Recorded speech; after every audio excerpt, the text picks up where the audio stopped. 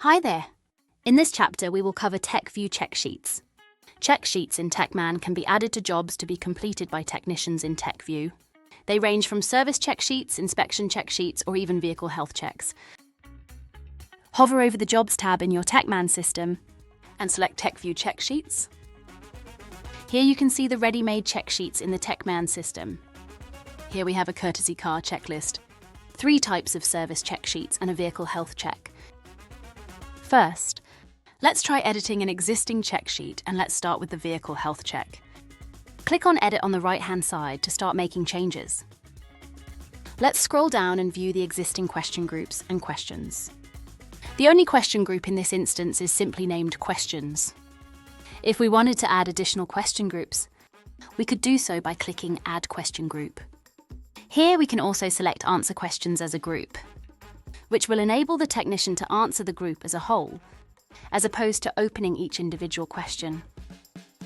Below we have the 13 preset questions for the vehicle health check. You can edit the question text and even add a tip for the technician. The answer type can be adjusted per question in the drop-down menu. The options available are traffic lights, tyre conditions, commercial, yes and no, serviceability, multiple texts, free text, image upload, and signature capture. And here you can leave a note suggestion for the technician. On the right-hand side, you can assign a service assist video to the question, as well as allowing notes, supporting images, follow-up dates, and the question to be skipped by the technician. Additionally, you can delete a question here or assign it to any question groups that have been made. Once you're happy with your changes, ensure you scroll down and hit Save. If you'd like to create a new check sheet, simply select the blue plus button in the top left corner or select the New Check Sheet option in the top right corner. Now you can assign a name for the check sheet, then add a start and end message for the technician's benefit if you wish. Next, by selecting Answer in Sequence, it will ensure that the check sheet is answered in order.